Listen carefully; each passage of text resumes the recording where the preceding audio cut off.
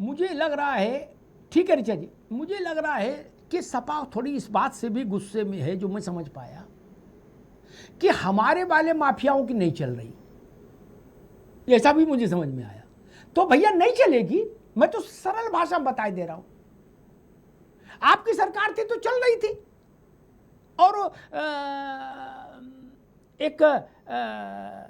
अब मैं उसमें उतना नीचे उतरना नहीं चाहता था, लेकिन हमारे मित्र हैं, भाई हैं धर्मेंद्र जी, लेकिन चलो एक बात तो इशारे में कही देता हूं। उन्होंने बुंदेलखंड का जिक्र किया। बुंदेलखंड में सबसे ज्यादा खनन का काम अगर किसी ने किया तो वो आपकी ही पार्टी का दीपक था, धर्मेंद्र जी। अब हाथ ऐसे ना हिलाओ यार मेरे, हम पूरा चिट्ठा खोल देंगे तो आपके लिए मुश्किल हो जाएगी। ऐसे हाथ मेरे साथ तो ना उलझाओ। हम नाम ले देंगे पूरा, पत घर का मकान नंबर बता देंगे, तब आप कहां जाओगे? मैंने इशारे में बता दिया, बुंदेलखंड के लोग समझ गए मैं क्या कह रहा हूं। अब दाएं बाएं ना भागो।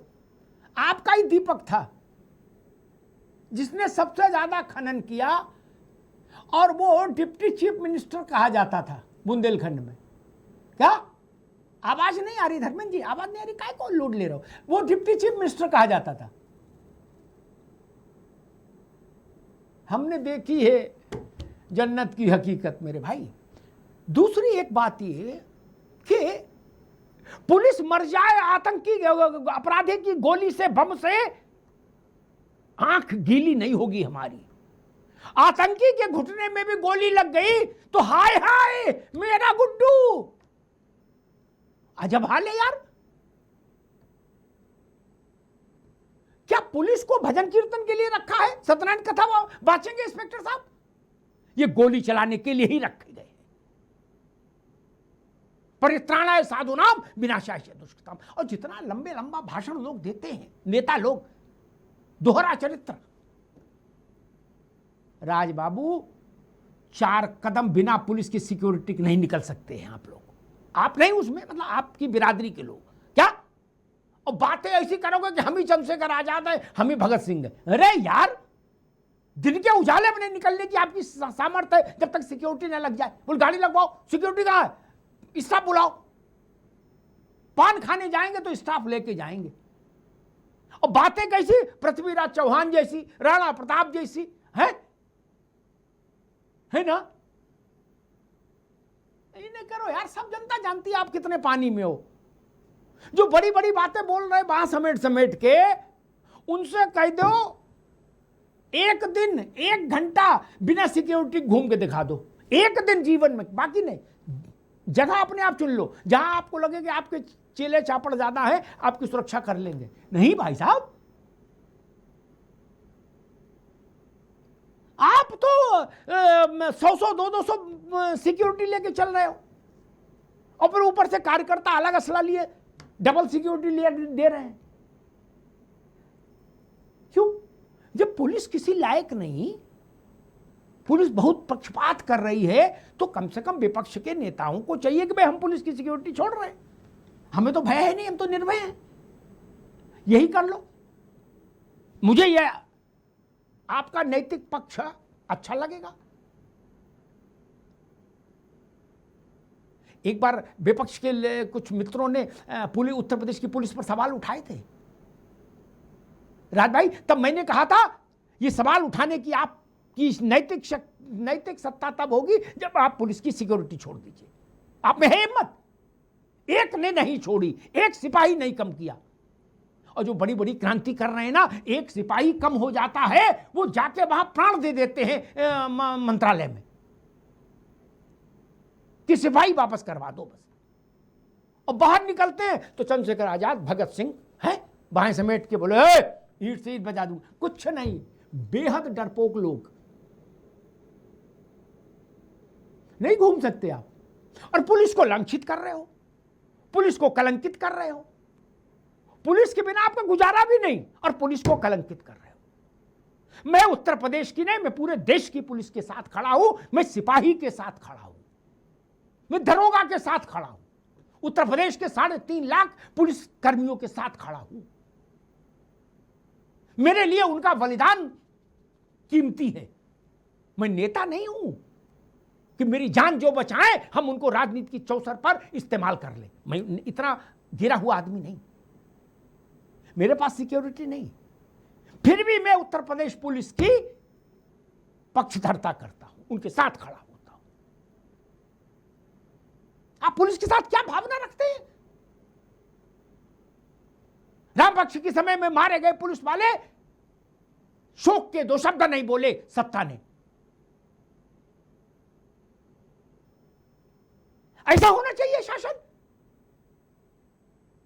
उनके बच्चों ने, उनकी पत्नी ने, उनके माता पिता ने क्या सोचा होगा कि जिनके लिए हम कुर्बान हो गए वो दो शब्द बोलने को तैयार नहीं हमारी कुर्बानी पर, और भाषण लंबे लंबे,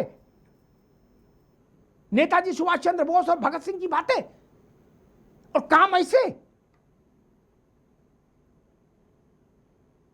अतीक का लड़का मरा था मुठभेड़ में, राजबाबू, उसने पुलिस पर गोली चलाई, उमेश पाल को मार के भागा था, पुलिस ने भी गोली चलाई, वो मारा गया। मैं बहुत शर्मिंदगी के साथ उस अध्याय को दोबारा से यहां रख रहा हूं।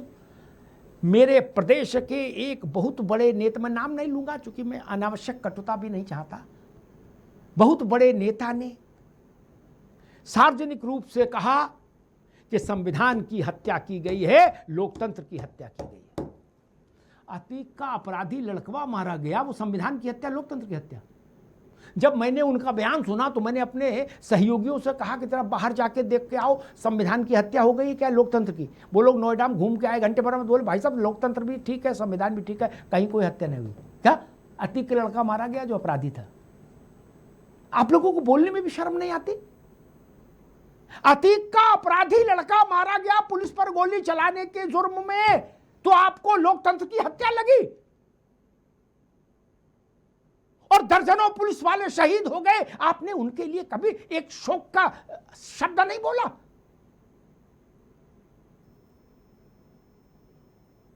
मुख्तार मारे गए तो आप फाटक पर जाके वहां सजदा करोगे,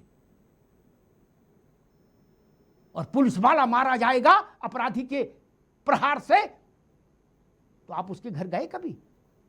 कभी गए क्या? नहीं। आपने आतंकवादियों को, अपराधी नहीं, अपराधियों से एक डिग्री ऊपर, आपने आतंकवादियों से मुकदमे वापस लेने के लिए हाई कोर्ट में ऑफिशियली अर्जी लगाई। तब हाई कोर्ट ने कहा कि आपका बस चले, आप आतंकवादियों को पद्मश्री देके मानोगे। इसी उत्तर प्रदेश में, मैं फिर दोहरा दूं, मैं उत्तर प्रदेश पुलिस के साथ खड़ा हूं।